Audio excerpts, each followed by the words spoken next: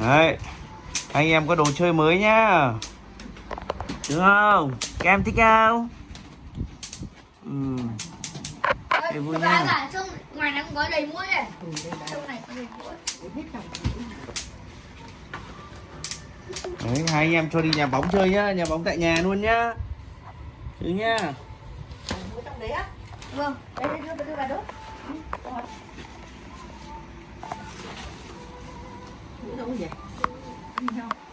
À, đằng sau em vậy? Đây. Đây có con. Đây. Đấy, đập mũi đây. Chết cái đây mũi vớt. Đấy trên đầu trên mặt con. Đây này. Đây. Nó ra đây rồi, ra chỗ đầu bố nó kìa. Đấy. Chơi đi ném bóng đi, bo tung bóng đi cho em đi. Tao ơi ra nhà bóng đi này. Đừng ném vào mặt đi ạ. Đừng ném vào. Sắp thôi. Cho với cả để anh.